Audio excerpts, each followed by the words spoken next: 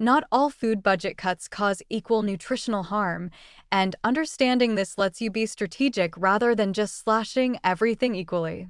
The 80-20 principle here means that 20% of your food choices deliver 80% of your nutritional benefit, so we need to identify which foods to protect in your budget and which are safe to substitute or eliminate.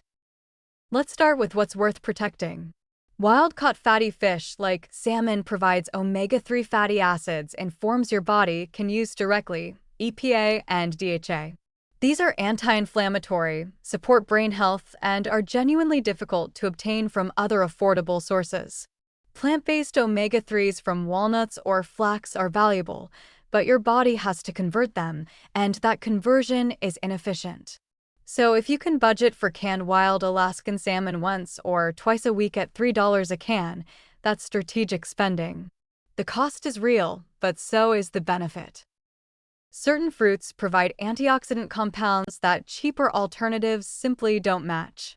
Berries, particularly blueberries and strawberries, contain anthocyanins and other polyphenol with documented anti-inflammatory effects. Fresh berries are expensive, but here's the strategy. Frozen berries provide the same nutritional benefit at half to a third the cost, and they don't spoil, so you can wait for sales and stock up. Quality fats are another protect category. Extra virgin olive oil versus cheap vegetable oil is a meaningful nutritional difference. The polyphenol in real olive oil have health benefits that refined seed oils don't offer. But here's the nuance. You don't need to use expensive olive oil for high-heat cooking. Buy one bottle of good olive oil for dressings and finishing, and use cheaper options for cooking. This strategic split gets you the benefits without blowing the budget.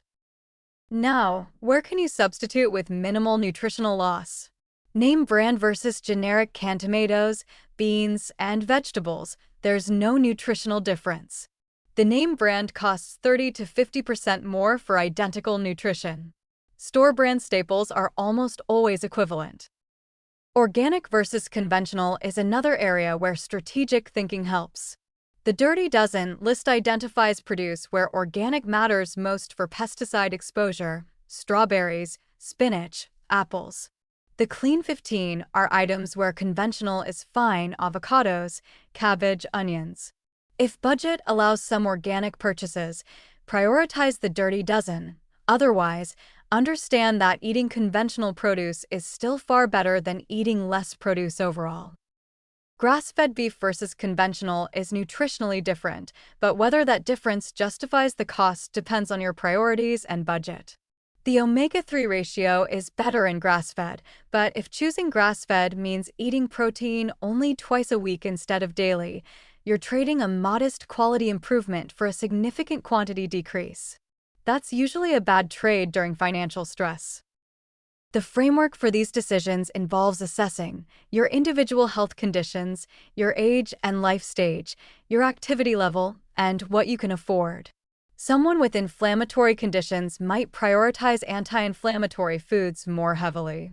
Someone very physically active needs more total calories and might prioritize quantity over specific quality markers.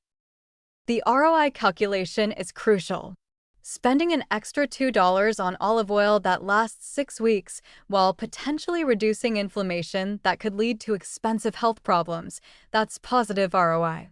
Spending an extra $5 on trendy superfood powder that provides nutrients you already get from cheaper foods, that's negative ROI.